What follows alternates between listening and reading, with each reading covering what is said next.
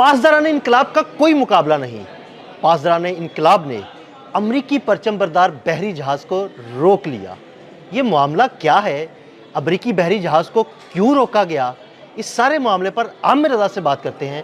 आमिर भाई, एक अमरीकी परचम बरदार बहरी जहाज़ ईरान के पानियों में आया और फिर पासदारान इनकलाब ने उसे रोक लिया, ये मामला क्या है? देखिए, सबसे पहली बात तो ये है कि इस बात को समझें कि अब वो जंग जो कि हम कह रहे थे कि दस्तक दे रही है, knocking at the door of Iran है, अब्राहम लिंकन आ गया है, उसका आगाज़ इन झड़पों से हो गया है। यानी ये वो झड़पें हैं जिस तरह से एक ड्रोन उड़ा, अब्राहम लिंकन पर गया और वहाँ पर से डाटा ट्रांसफ़र किया और उसके बाद उसको गिरा लिया गया। F-35 ने फ़ज़ा में उड़ान भरी और उसको इंटरनेशनल पानियों में गिरा लिया। इसी तरह ईरान की कश्तियाँ, जो जंगी कश्तियाँ हैं, वो मुसलसल सर्वेलेंस पर हैं अपने अपने इलाके के अंदर। वो जानती हैं कि अमेरिकन रात हो दिन हो 24 घंटे वो इस कोशिश में है कि किसी न किसी तरीके से इसको खलीज फ़ारस को और आबनाए हुर्मुज़ को मिलने वाला जो गेट वे है, ऑयल गेट वे कहते हैं उसको बंद करने की कोशिश करेगा, जिससे ईरान की तेल की तरसील जो है वो रुक जाएगी। और ये ऐसे ही है जैसे ईरान की लाइफलाइन रोक ली जाए या उसकी ऑक्सीजन बंद कर दी जाए। इसकी हिफाजत के लिए ईरान ने ऐसा ज़बरदस्त सिस्टम और निज़ाम बना रखा है कि कोई परिंदा भी उसके पानियों के करीब से नहीं गुजर सकता।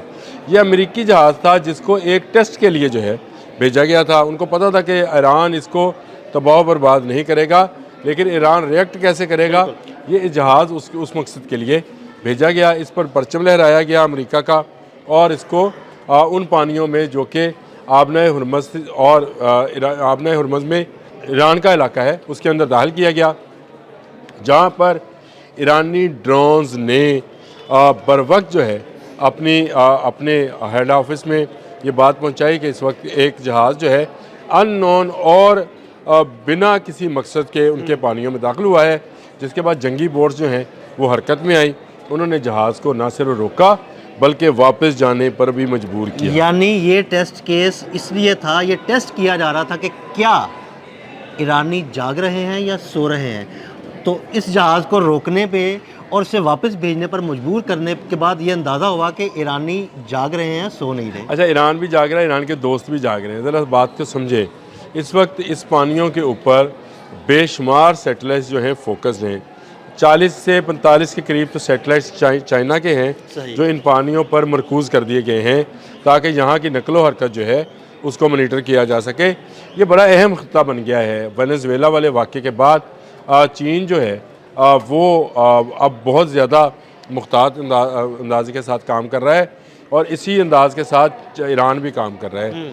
ईरान ने इस जहाज़ को डुबोया नहीं, ईरान की कश्तियों ने इस जहाज़ को घेरे में लिया, ऊपर ड्रोन्स ने फ्लाई किया, बताया कि ये हमारा इलाका है, ये इंटरनेशनल पानी नहीं है, आप वापस चले जाओ।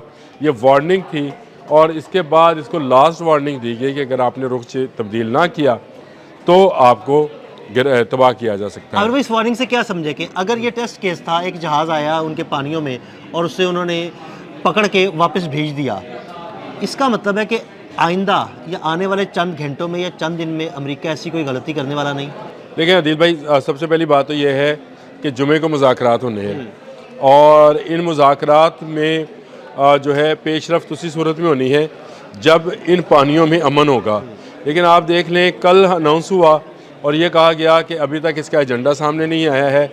इसके बावजूद कल एक ड्रोन जाता है जो कि ईरान की तरफ से गया और उसने सर्वेलेंस कह लें या उसको कह लें जासूसी कह लें, उसने अपना काम मुकम्मल किया और उसके बाद एक अमेरिकी जहाज़ जो है वो ईरानी पानियों के अंदर आया। तो इसका मतलब ये है कि इसको आप सरहदी झड़पे कहें, पानियों की भी सरहदें हैं। आप ये नहीं कह सकते कि सारे का सारा समुंदर अमेरिका का है या सारे का सारा समुंदर ईरान का है या पाकिस्तान का है या रशिया का है। समंदर की हदूद हैं, कितने नाटिकल माइल तक कौन सा मुल्क है और कौन सा इंटरनेशनल वे है ताकि वहाँ से दुनिया के जहाज़ गुजर सकें। तो ये एक ऐसा मसला है जिसको लेकर ईरान जो है इस वक्त बहुत सेंसिटिव है और उसने अपनी सेंसिटिविटी भी दिखाई और अपनी टेक्नोलॉजी को भी शो किया है। मैंने दो रोज़ पहले ये बात बताई थी कि इस वक्त जितनी आप कह लें कि सर्वेलेंस है वो बाइडू के ज़रिए की जा रही है। बाइडू जो है ये चीनी सिस्टम है जिसको ईरानियों ने जो है इस्तेमाल करना शुरू कर दिया है।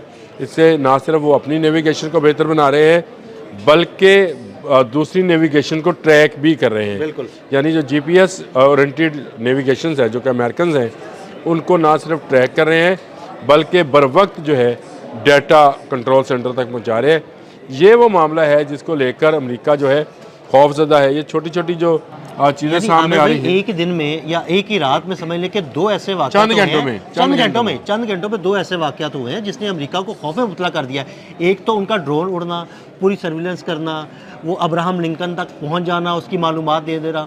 दूसरा, अमेरिकी परचम बरदार बहरी जहाज़ को रोकना, उसको रास्ता बदलने पर मजबूर करना। तो बड़ी कामयाबी है ईरान की। मेरा ख्याल है ये कामयाबी इसलिए भी इसको कामयाबी मैं कहता हूँ क्योंकि उनका ड्रोन अब्राहम लिंकन से ऊपर से फ्लाई कर गया। बिल्कुल, ये ख़तरनाक बात है।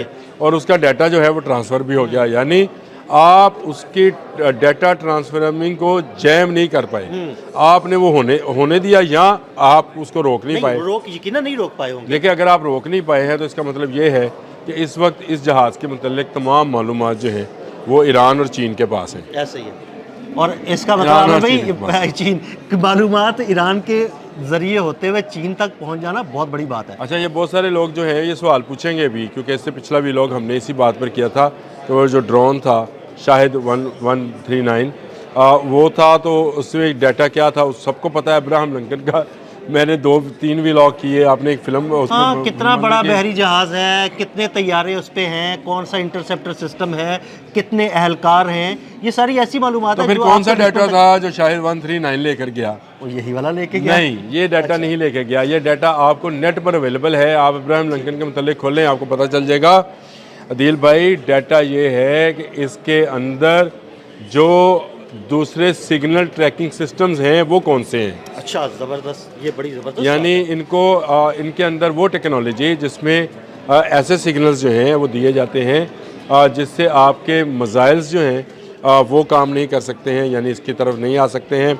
आप इनके मिसाइल, अब अमेरिकन के मिसाइल्स जो हैं वो कैसे सेंसर्स इस्तेमाल करते हैं उनका, अगर इसको इस तरह से समझें कि इसको हैक किया गया है। अच्छा, यानी इसके सिस्टम को हैक करना एक तरह का, ये वो डाटा है जो ट्रांसफ़र हुआ है। सही। यानी इसका मतलब है डाटा भी ट्रांसफ़र हो गया और ये भी चेक हो गया कि हम उनके ये वाले सिस्टम्स हैक कर सकते हैं कि नहीं, और वो कामयाबी से कर रही है। देखिए, ईरान दावा कर रहा है, ईरान इंटरनेशनल ने तो ये कहा है कि हमने वो डाटा कामयाबी के साथ जो है हासिल कर लिया है। शायद 139 जो था वो गया, वो तो है ही खुद कुछ था।